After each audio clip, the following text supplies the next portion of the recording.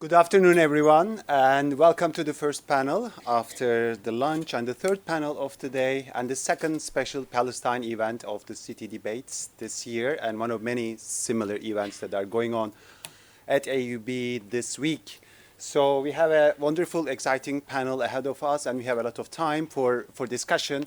So a few words about the format and myself. My name is Ümit Ferhat Açıkgöz. I'm an assistant professor in the School of Architecture and Design, and I'm the moderator and the discussant of this panel.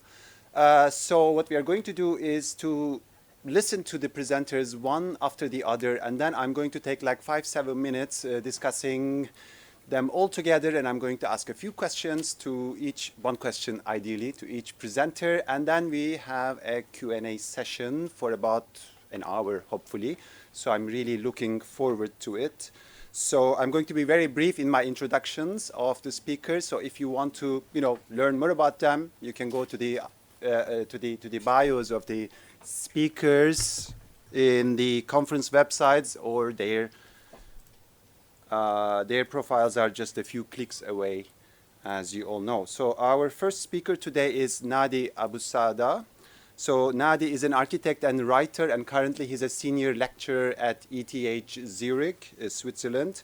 He earned his PhD in architecture from University of Cambridge, and he's the co-editor of a forthcoming book titled Arab Modern Architecture and the Project of Independence. So the title of his talk is Interrupted Futures, Planning Modern Jaffa, 1936-1948. Nadi, floor is yours. Thank you. Okay.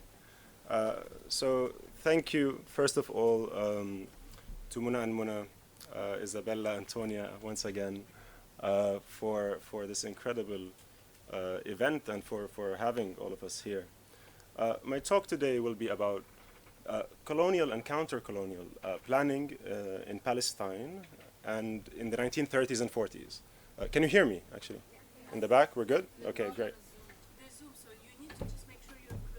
To this. Okay, perfect. So 30s and 40s. So when Palestine was under British rule, but was also witnessing systematic Zionist colonial settlement. And this talk that I'll be giving today is based on previous research, but towards the end it starts to hint towards work that I've been engaged in more recently on inter-Arab architectural exchange in the mid-20th century, which is culminating in a book that's hopefully coming out this year. But let's go back to Palestine. And I would like to start with this photograph from the 1930s. Now, you may not recognize this particular site, but I assume that probably many of you would have heard of the city where it's located, which is Tel Aviv. And there are many reasons why Tel Aviv has been popularized, especially within the history of modern architecture.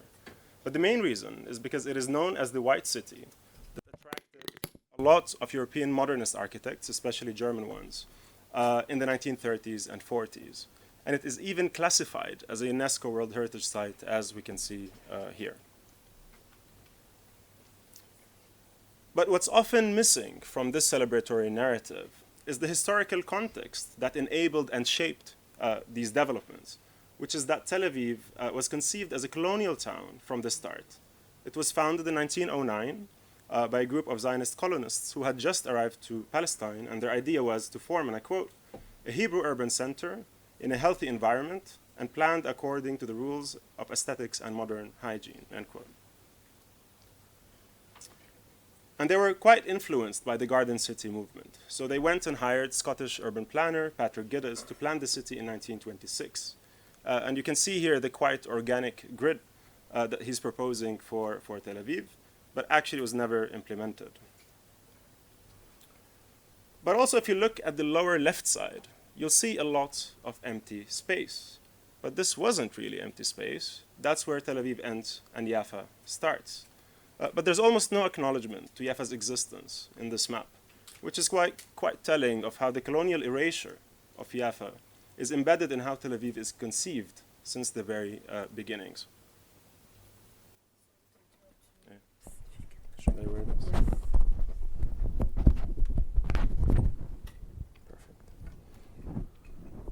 So if we were to look at an actual map of Jaffa from this period, like this one from 1917, we see that Jaffa was a major Mediterranean city witnessing quite a lot of expansion.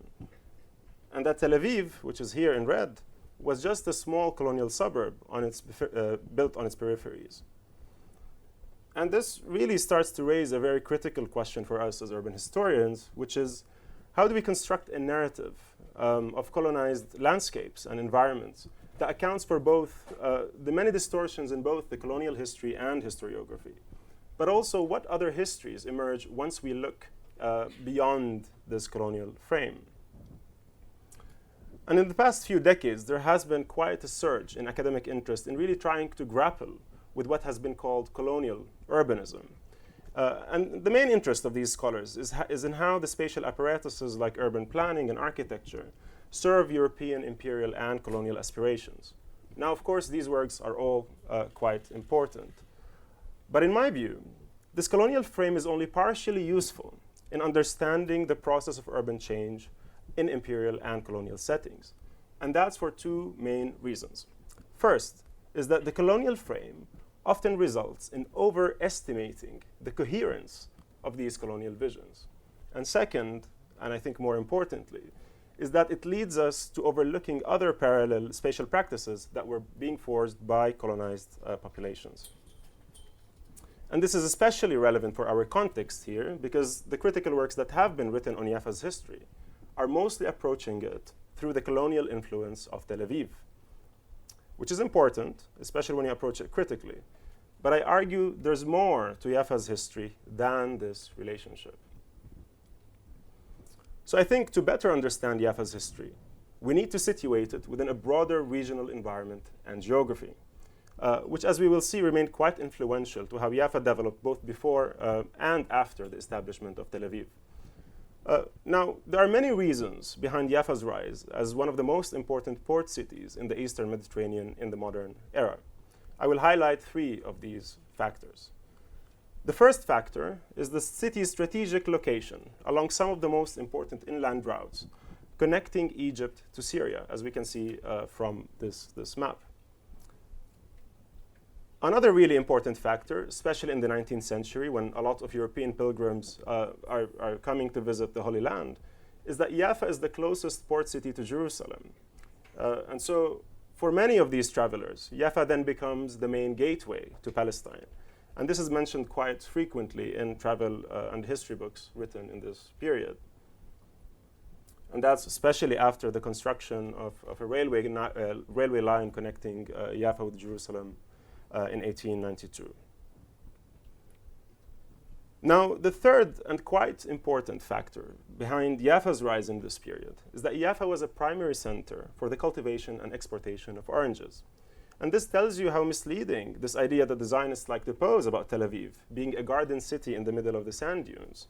And that's because long before Tel Aviv was even founded, Jaffa had already been known as a city of gardens.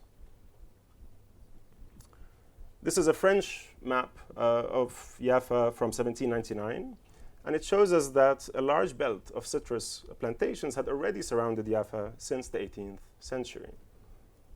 So while this is the image that the Zionists always like to show when they talk about the foundation of Tel Aviv in the middle of the sand dunes, if you only turned the camera to the other side, this would have been your view, which is the large belt of citrus plantations that surrounded Jaffa before Tel Aviv was built.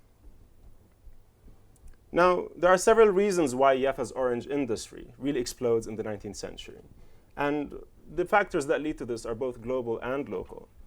In terms of what's happening globally, and I won't go into details, but there's first the development of steamships, which is really important for trade.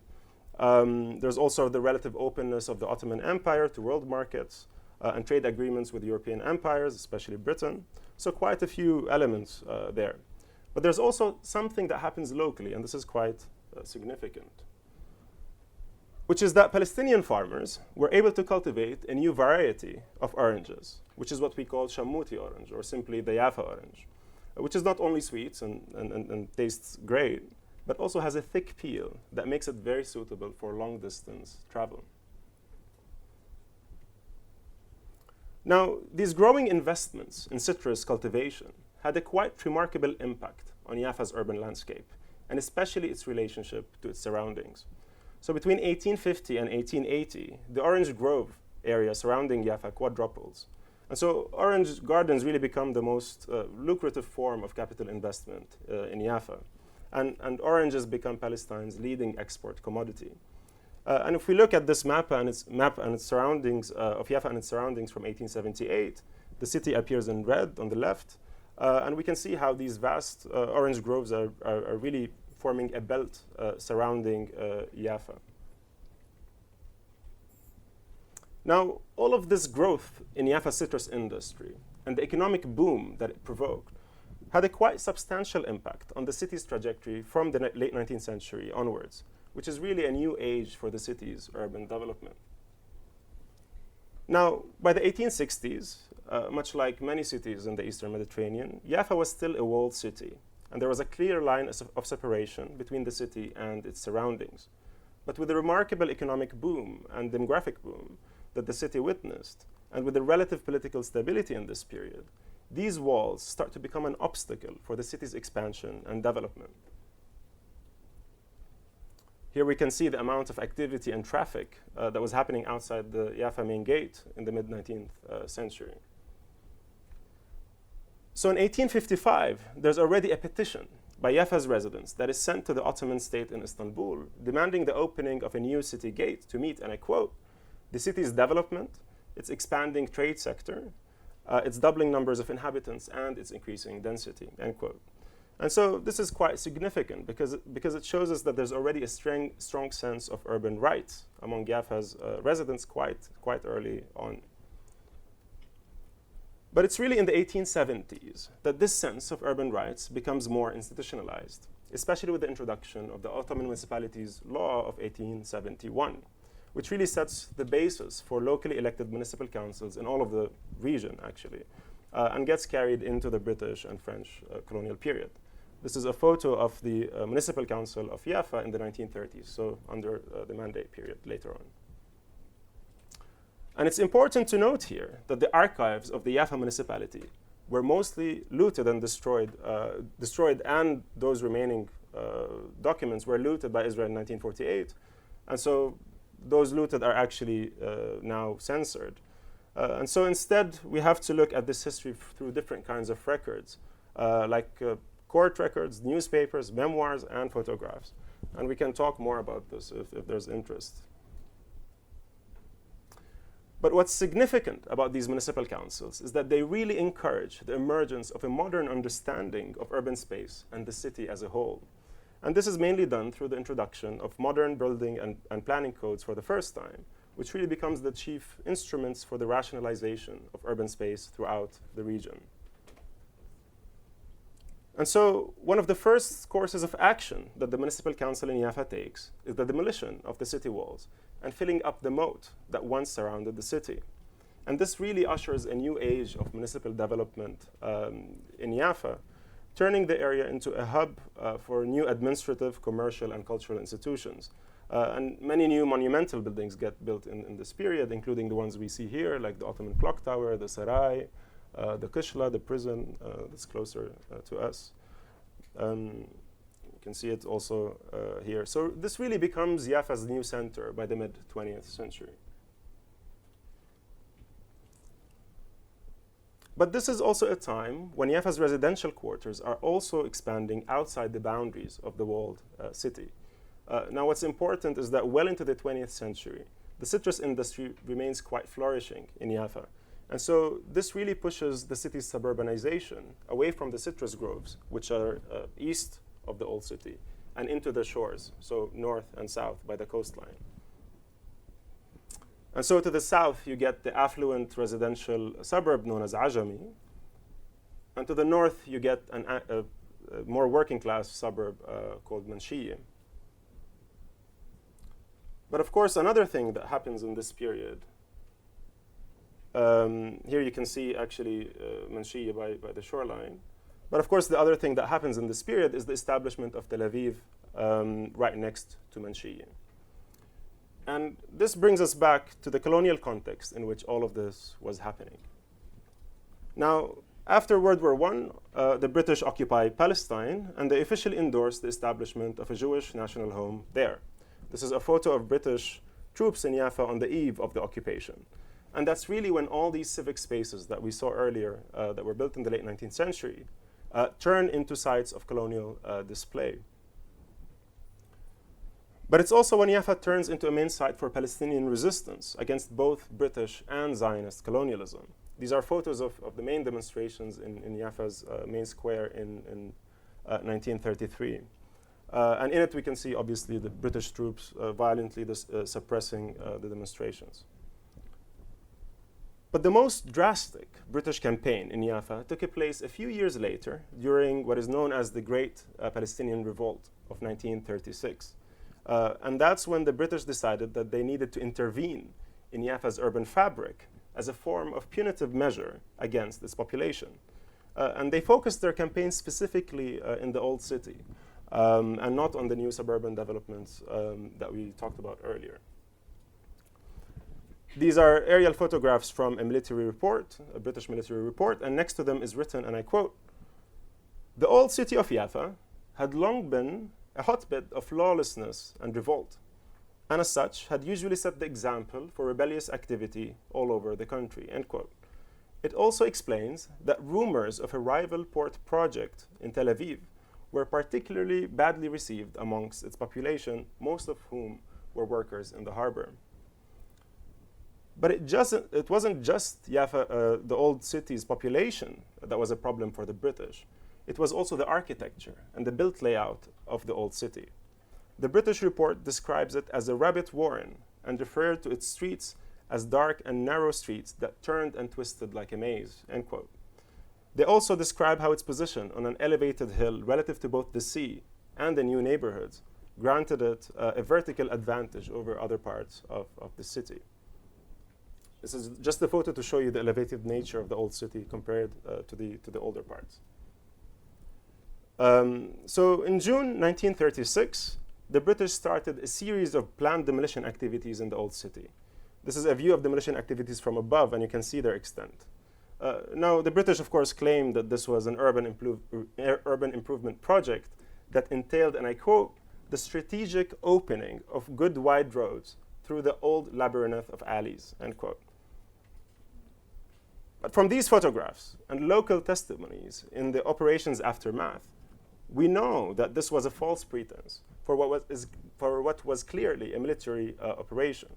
And it's not difficult to see that in its destruction of Jaffa's historic center, the connecting tissue between the port and the city's new suburbs, the operation violently obliterated the commercial and residential heart of the city. It was also a form of de-urbanization, or even urbicide, pushing hundreds of affected Palestinian families away from the heart of Jaffa into nearby villages. But of course, the story does not end there. In the last decade of British colonial rule, Jaffa's Palestinian residents made several attempts to take charge of their city and its future developments. And again, the municipality played a crucial role in this process. This is the Jaffa municipality building in the 1930s. And I just added this right next to it, which is the cinema, which is a beautiful building. But it was also designed by a Lebanese architect, Yas al-Mur, who was teaching here at AUB, actually. It was built in 1937. Now, in the 1940s, the Palestinian-run municipal council rejects a British colonial plan for Jaffa. And instead, in 1945, they go and hire an Egyptian planner to design a new master plan for their city. And this master plan is quite significant for several reasons.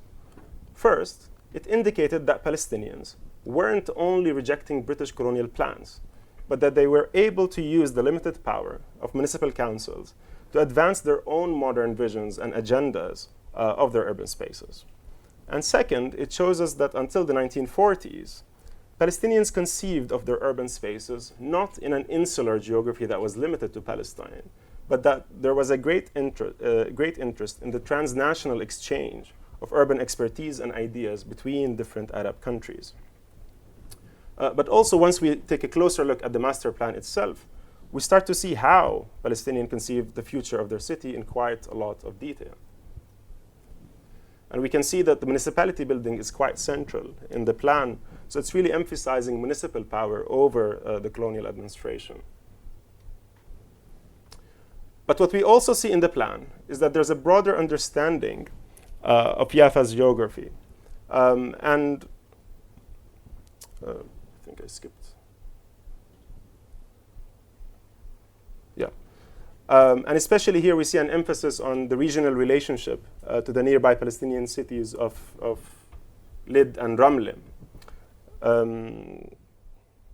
This is the old city.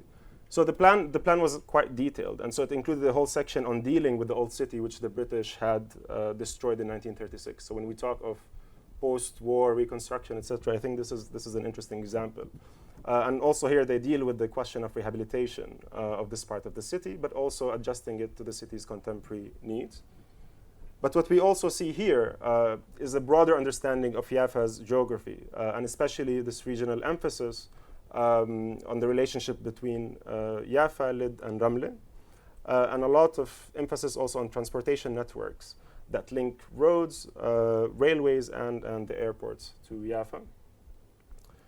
But even more importantly, we see that Yafa's future is envisioned as a city that turns its back to Tel Aviv. And we can see this quite clearly in the radial plan for Yafa's expansion away from Tel Aviv, which is in the hatched section on the right. And so in this sense, Yafa is oriented towards both other Palestinian cities like Gaza and Khalil, but also to a broader relationship with the greater geography of the Arab region, especially Egypt. And this plan for its time was quite a remarkable one, not only for Yafa, but for architecture and planning in the modern Arab world more broadly, especially because it was planned by an Arab planner. And so in 1949, it gets published in Majalat al-Amara, the modernist Egyptian journal of architecture. And in the publication, the plan is recognized as a useful model not only for Palestine, but the Arab world more broadly. But of course, this plan never actually happens. And within a few months, the 1948 war starts. And Yafa falls to Zionist militias who destroyed large parts of the city and ethnically cleansed most of its Palestinian populations. And before that, the UN, when they proposed partitioning Palestine, they had proposed to make Yafa an enclave, an Arab enclave. But that of course, never happens. So 1948 really becomes this moment of foreclosure to the futurities that were once conceived throughout Yafa's modern history. But I believe that these are exactly the kinds of futurities that we as urban historians must really try to unearth. And so for this reason, I'm convinced that writing and thinking about the modern history of Yafa and other Palestinian cities that remain colonized, we must really try to push hard, not only to write the history of colonial urbanism, but also to try and understand what other possibilities or other histories emerge once we push our thinking to the interrupted voices and traces and dreams of their long-term inhabitants. Thank you.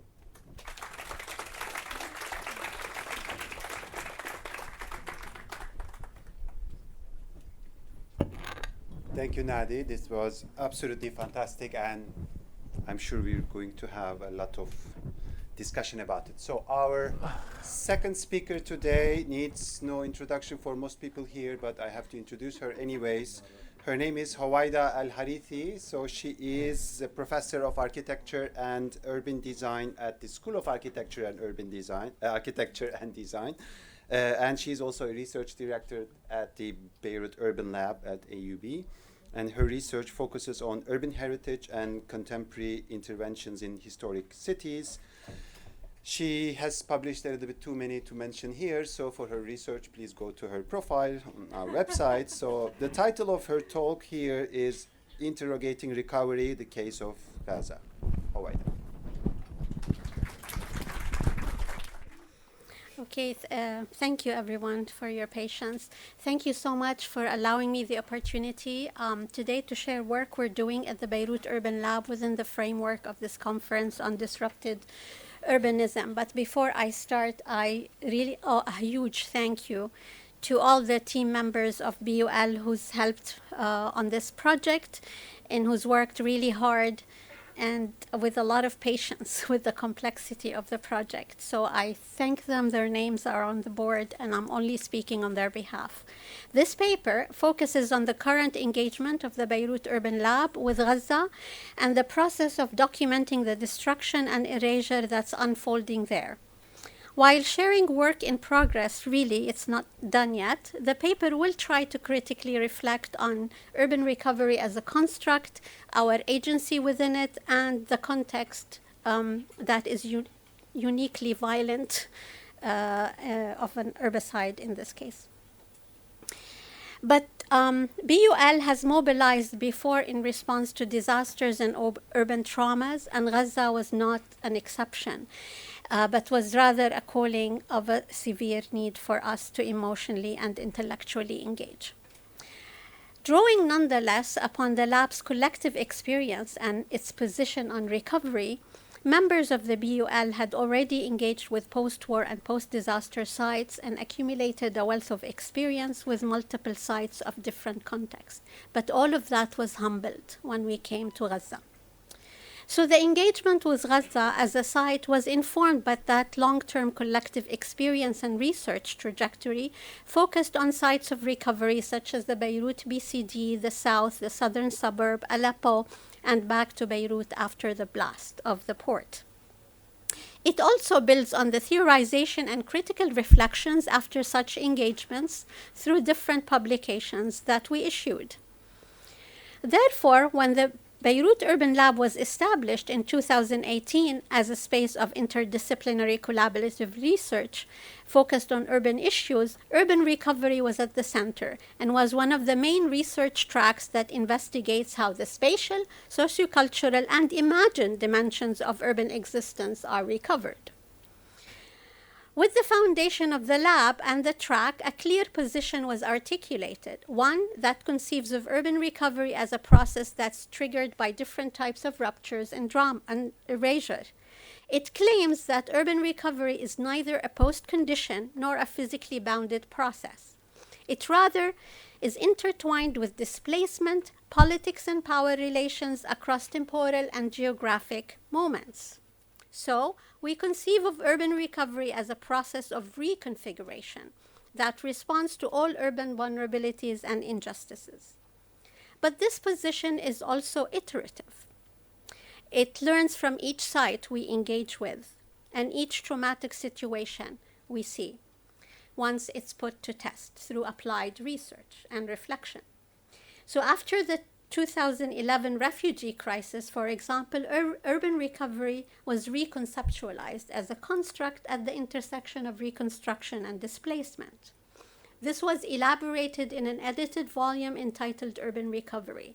The volume challenges the dominant framework of post-war disaster and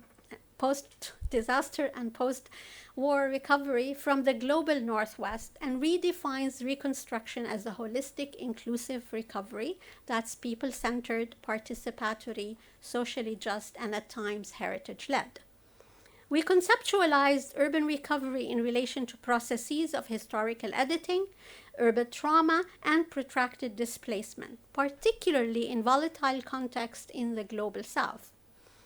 In the book, displacement was framed as agency, the displaced as social capital, post-conflict urban environments as archives, and reconstructions as socio-spatial practices.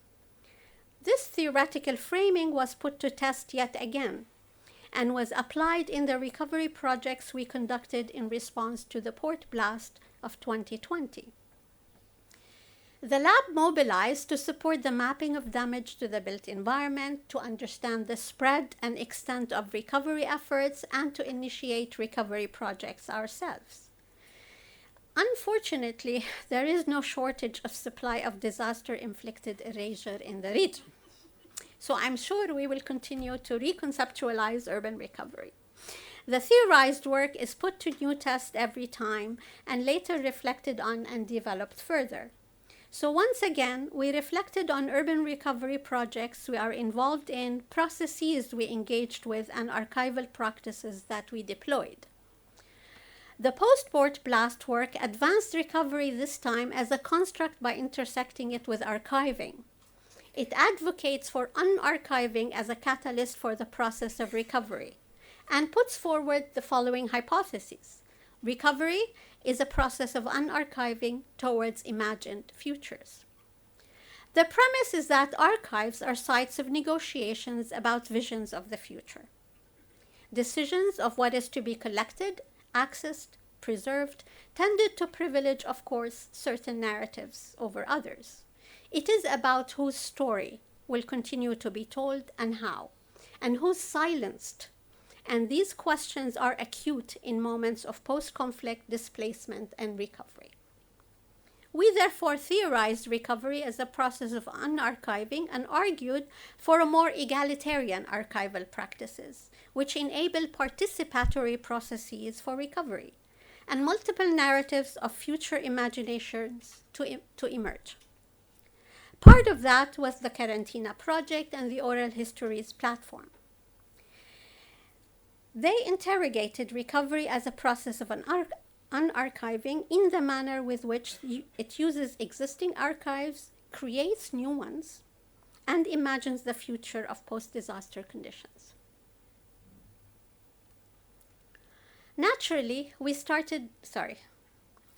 the war on Gaza, we actually could not help but engage, so not to feel totally helpless, although with the full realization that we are here dealing with a different scale and context altogether. We were also acutely aware of the uncertainties that were unfolding and our own remoteness from the site we're engaging with. Our initial engagement was with a site of trauma, therefore, rather than a site of recovery. The sheer scale of the herbicide presented yet another moment of reflection and interrogation of recovery. The team's initial impulse was to mobilize to track the herbicide and displacement, but of course, much happened along the way. Naturally, we started with documentation as evidence-based researchers. The documentation process involved gathering of data from various sources using diverse digital tools to track the destruction over time to buildings, institutions, green spaces, heritage, archaeological sites, and so on. The sources that were mainly used were OpenStreetMaps, to acknowledge them, satellite images of different dates, and georeferenced database of damage that the UNOSAT had provided us, and a 3D model from Visicom that we purchased.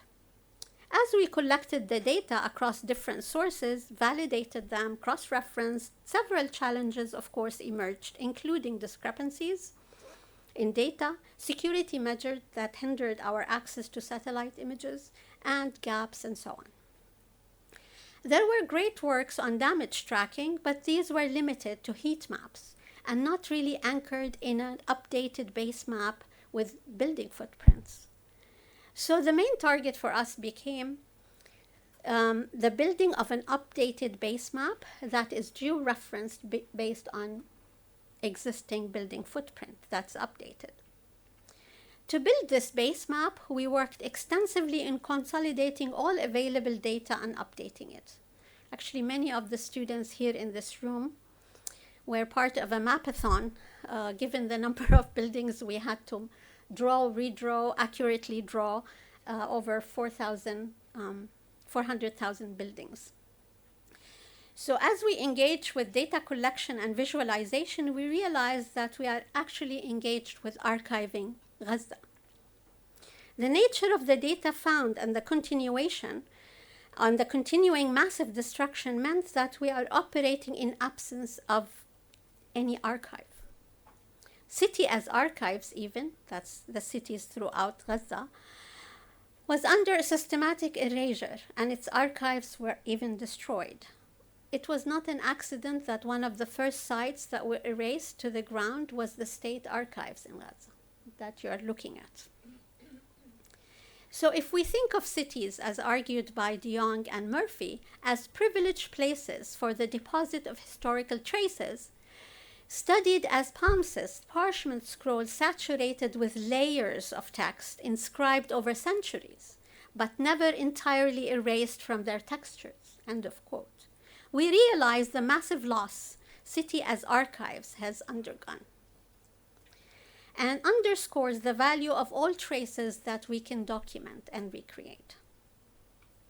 Sullivan describes the city as archives not only by the physical and tangible evidence of the past, like graffiti, monuments, historic buildings, but also with the intangible socio-spatial practices that can be imagined while wandering the streets and urban spaces.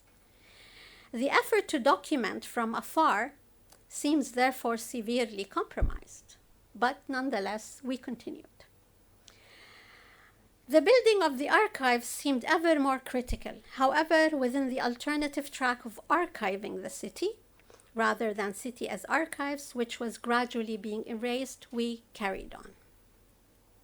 It became clear that we were engaged with Gaza through archival practices of our own discipline and disciplinary tools for archiving the city or the built environment, in this case for the whole strip, and tracking its erasure. Through the documentation process, it became evident that the central and pressing inquiry that pertains to recovery and how it happens given the scale of the traumatic violence that Israel inflicted and the forced displacement endured over an extended period of time. The question then became, how and why do we build the archives? Who will use them? How will this aid any recovery?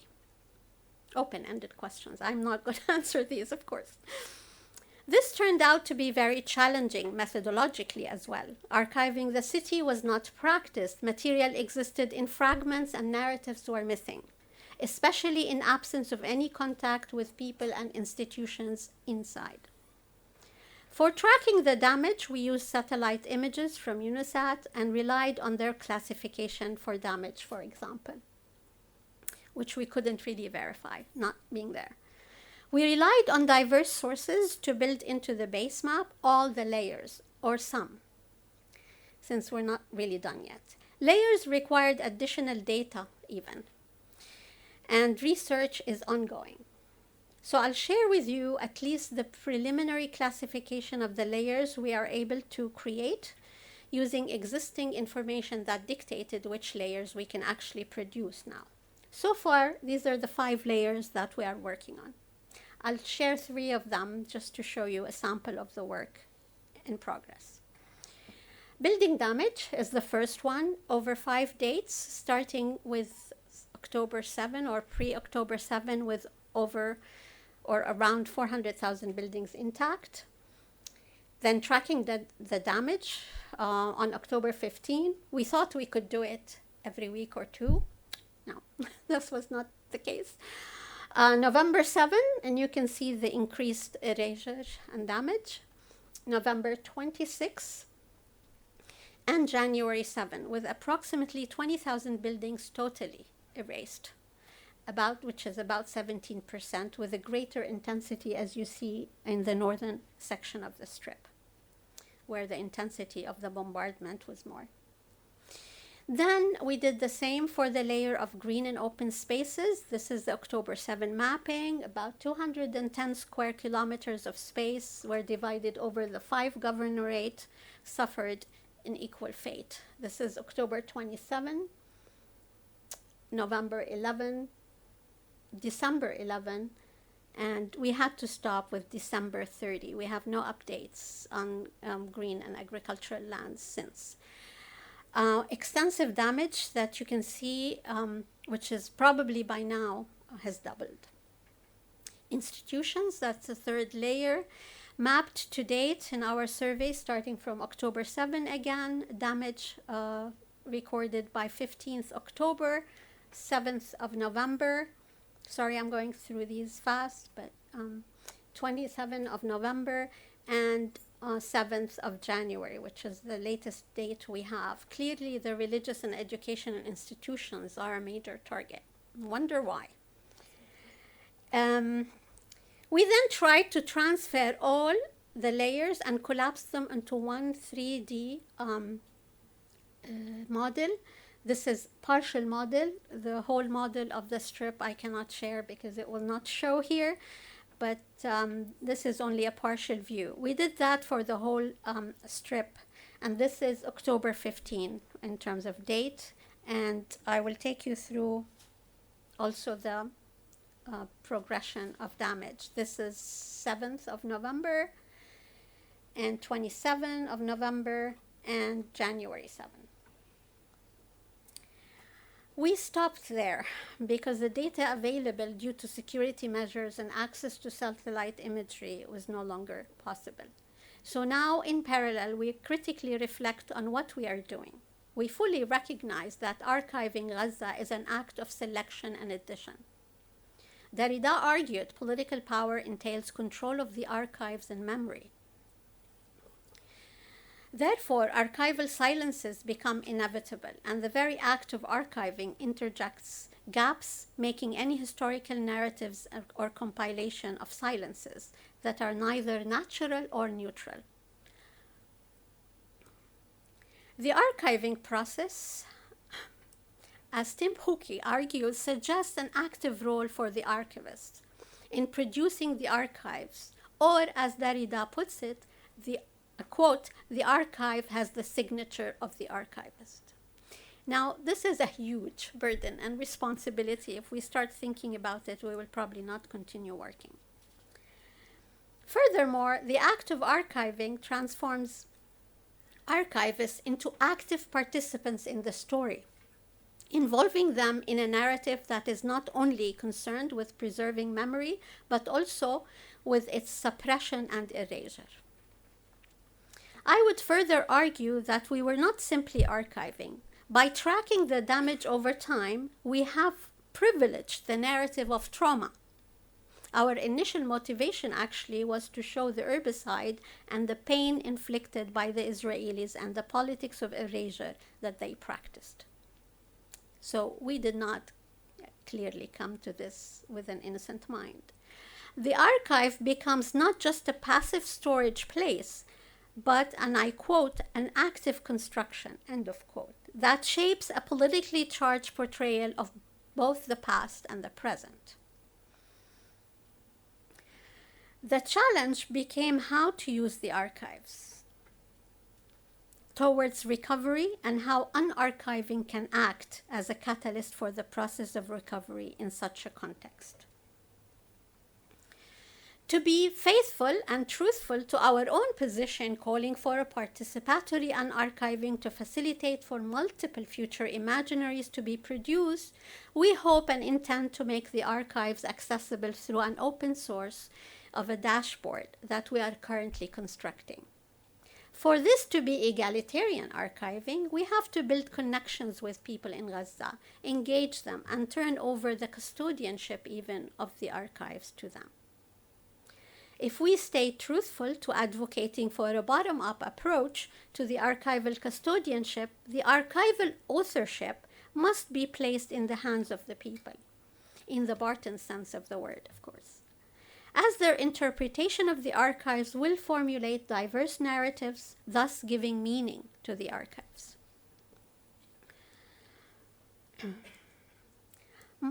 Many questions remain open, of course.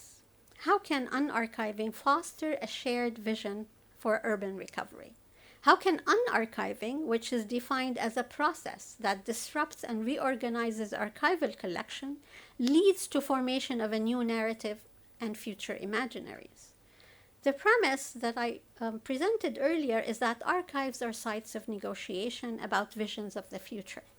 Decisions of what is to be collected, accessed, or preserved tend to privilege certain narratives over others. It's about whose story will continue to be told and how, and who is silenced. I have an idea of who should be silenced, but okay. In this dynamic environment, the past is not just remembered, but it's also continuously reshaped through repetition and interpretation. Here, we have to acknowledge that Gaza as the site of multiple trauma with accumulated vulnerabilities, constructed and reconstructed over time. This is not the first time. And nothing, as we all claim, started on October 7. If true recovery is to happen, we have to again go back to the idea that recovery is not a post-condition and that recovery is a reconfiguration that takes into account all vulnerabilities and injustices. This means we have to question the very essence of what is that we are recovering. Is it one where Gaza is no longer a space of refuge marked by camps? Or a space of resistance marked by tunnels, to be reproduced with the same vulnerabilities and injustices? I don't have an answer, but I would like to conclude by the following. I would argue that no real future imaginary can happen without a political horizon in the case of Gaza. The idea that unarchiving needs agency to imagine the future places any true recovery outside the settler colonial framework. Not as a post-condition for sure, but definitely as a post-Zionist moment. A space where Gazan imagine the future even beyond their own boundaries. Thank you.